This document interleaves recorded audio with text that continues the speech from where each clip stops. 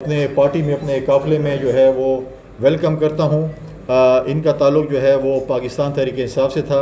یہ پاکستان تحریک انصاف کی deputy general secretary رہی ہیں۔ آج پاکستان پیپلز پارٹی میں انہوں نے شمولیت اختیار کی ہے۔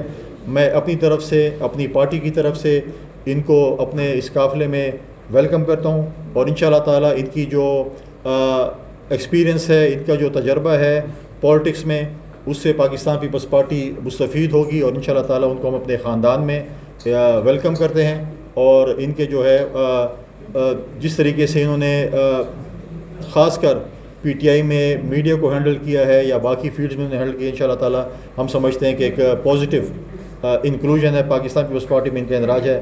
میں ان کو اپنی طرف سے اور پاکستان پیپلز پارٹی کی طرف سے خوش آمدید کہتا ہوں۔ کس کو بھی سوال ہے؟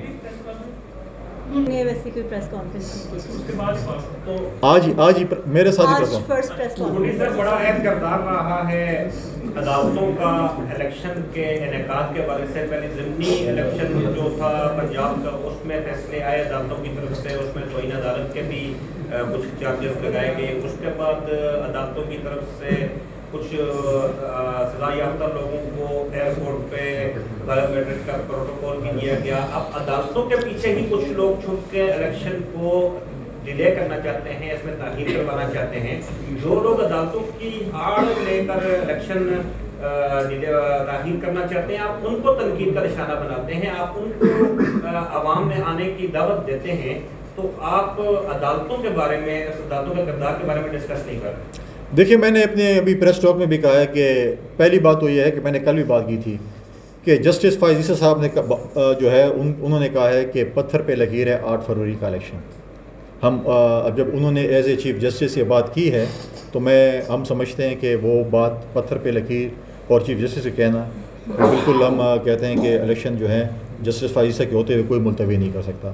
جہاں تک ہائی کورٹ کا کردار ہے، میں نے آپ کو بتایا کہ جب ہائی کورٹ کو پتہ ہے کہ جوڈیشری کی طرف سے آپ نے ہمیں انکار کر دیا ہے کہ ہم جج اب جو ہے جوڈیشل جو ہے آر اوز اور ڈی آر اوز نہیں دے سکتے ہیں، تو اس کے بعد تو ڈیفینیٹلی سویلین نے آنا تھا، اور آپ کہتے ہیں وہ بھی نہ ہو تو پھر ہم کہاں سے مخلوق لے کے آئیں؟ کون آئیں گے آر اوز اور ڈی آر اوز؟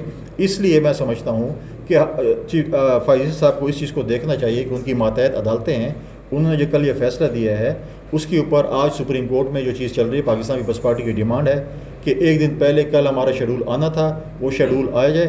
جس طریقے سے آپ نے بات کی ہے کہ جو سیاستدان چھپنا چاہتے ہیں، ہم کہتے ہیں نہ چھپیں۔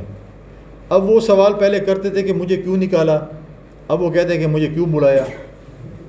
تو اب وہ ہے کہ وہ سوال پتہ کس سے کر رہے ہیں کہ مجھے کیوں بلایا۔ تو لہٰذا ہم کہتے ہیں کہ عوام میں آئیں، یہ ڈرائنگ روم کی پالیٹکس چھوڑیں، عوام کی عدالت میں جائیں، اپنا منشور پیش کریں، عوام نے فیصلہ کرنا ہے، آخر تو اپنے عوام میں آنا ہے۔ آپ کو ڈرائنگ روم میں تو تاش پوشی نہیں ہونی، تاش پوشی تو آپ کی ہونی ہے عوام کی عدالت میں۔